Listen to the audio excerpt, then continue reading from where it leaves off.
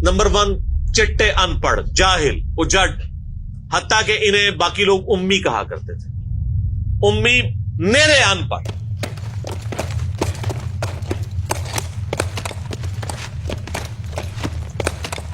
दूसरी खामी थी कि ये लोग आपस में लड़ते रहते थे, खानदानों के खानदान खत्म हो जाते थे। पानी पीने पिलाने के ऊपर झगड़ा हुआ है तो 10 साल लड़ाई हो रही है। ये 2 खामियां थी। नंबर 1 चिट्टे अनपढ़, नंबर 2 लड़ाकू लेकिन आपस में। लेकिन 2 खूबियां भी थी। एक खूबी ये थी कि ये टफ माहौल के आदी थे, रेगिस्तान के रहने वाले, गर्मियों में यानी इतने मुश्किल सफर करने वाले, ऊंट के ऊपर महीनों के सफर, थोड़ा सा साजो सामान के साथ। और दूसरी खूबी ये थी कि ये जब किसी को जुबान दे देते थे ना, फिर गर्दन ही कटती थी, पीछे नहीं हटते थे, चाहे किसी दुश्मन को भी जुबान दी है।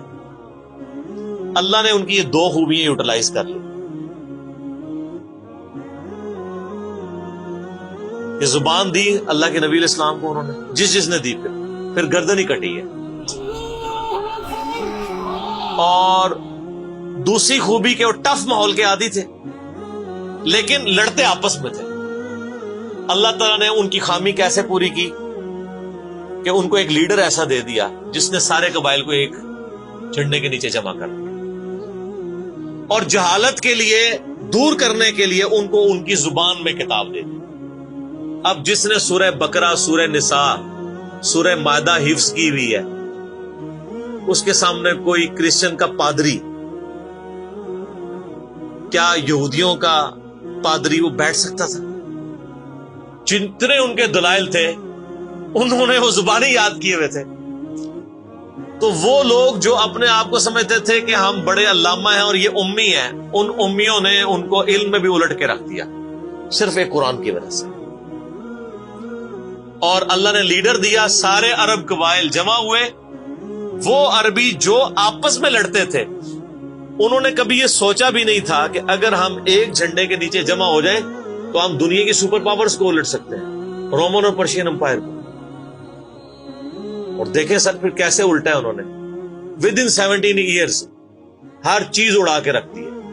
सदियों की सल्तनतें, लाखों की रिजर्व्ड आर्मीज रोमन और पर्शियंस पूरी दुनिया पे हुकूमतें कर रही हैं, जदीद असला है। और इधर ये बद्दू हैं जिनके पास ऊंट है, घोड़े हैं, तलवारें हैं। ना मंजरीक इन्होंने कभी देखी, ना इनके पास उस तरह के हाथी बड़े बड़े जो पर्शियंस के पास थे। बस चल पड़े, कलमा पड़े और निकल खड़े हुए। फिर दुनिया ने देखा है कि हर चीज को उलट के रख दिया, उन्हीं के असले उनसे छीन के उन्हीं को उलट दिया। वो सारी की सारी बिजली किसने भरी थी उनके अंदर? इस किताब में।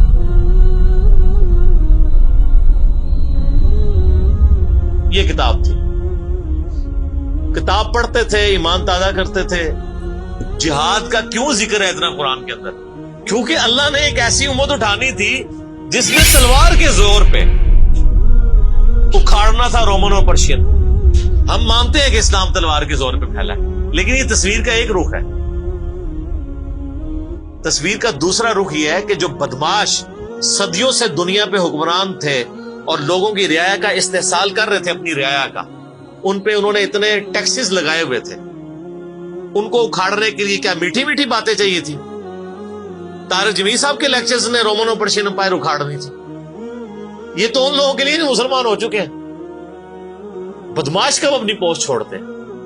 उनको फिर असले के जोर पे ही उखाड़ना था।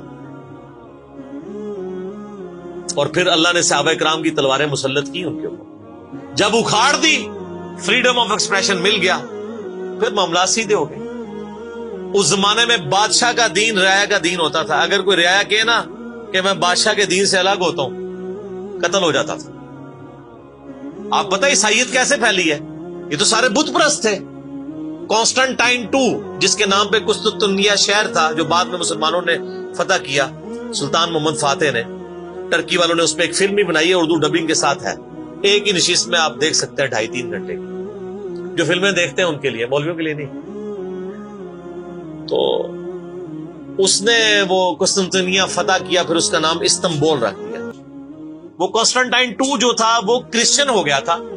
چونکہ وہ کرسچن ہوا تو پوری رعایا 3 براعظموں میں پھیلی ہوئی وہ کرسچن ہو گئی. ایسے کرسچینٹی پھیلی ہے. تو رعایا کو وہی دین رکھنا ہوتا تھا جو حکمران کا. پہلے حکمران بت پرست تھا، عیسائیوں پہ ظلم ہوتے تھے. بعد میں جب حکمران ہی مسلمان ہو گیا، اس زمانے ظاہر عیسائیت اسلام کا ہی نام تھا، تو سارے پیچھے اس امام کے. یہ بڑا خطرناک معاملہ تھا.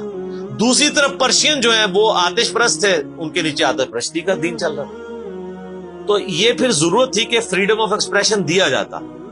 اسلام نے تلوار کے زور پہ ان کو اکھاڑا، ان کی بدماشیاں ختم کی، اور ایسی ختم ہوئی کہ بخاری مسلم کی حدیث ہے، نبی علیہ السلام نے فرمایا ان قریب کیسر ختم ہو جائے گا، پھر قیامت تک کوئی کیسر نہیں ہوگا.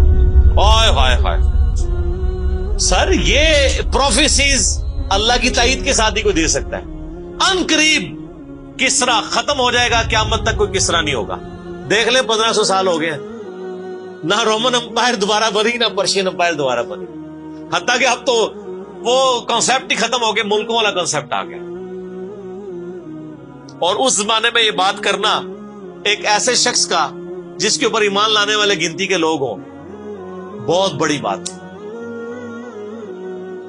اور اللہ نے پھر اکھڑوایا. اور آج فریڈم آف ایکسپریشن ایسا ہے کہ آج تلاوت ہو رہی ہوتی ہے تو ٹرمپ بھی بیٹھ کے سن رہا ہوتا ہے. کیوں؟ حالانکہ وہ کرسچن ہے. فریڈم آف ایکسپریشن آ گیا. آپ جائیں امریکہ میں، آپ کسی مارکیٹ میں مسلح ڈال کے نماز پڑھیں، کوئی آپ کو منع نہیں کرے گا. الٹا آپ کے ساتھ سیلفیاں بنا رہے ہوں گے کہ یہ کیا ہو رہا ہے. تو پہلے کوئی سوچ سکتا تھا کہ فرعون کے سامنے کوئی نماز پڑھتا؟ جادوگروں نے ذرا سی بات کی، ایمان لے کے آئے تو میں تمہیں سولی دے دوں. تو یہ اسلام اس دور جدید کا خالق ہے. اور یہ دور جدید کو تخلیق جو اسلام نے دی ہے وہ قرآن کے ذریعے.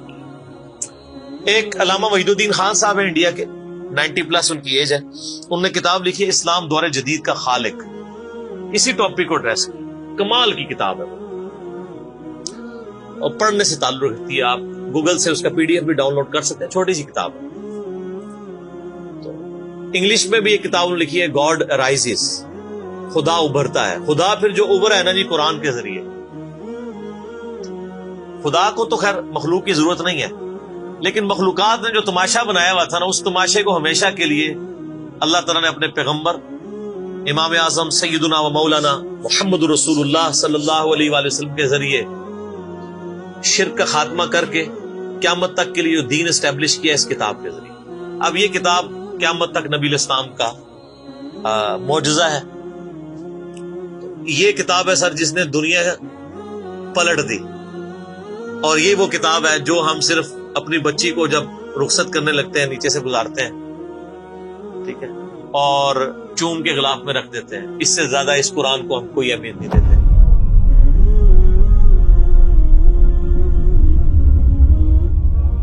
حالانکہ یہ قرآن اس لیے نازل ہی نہیں ہوا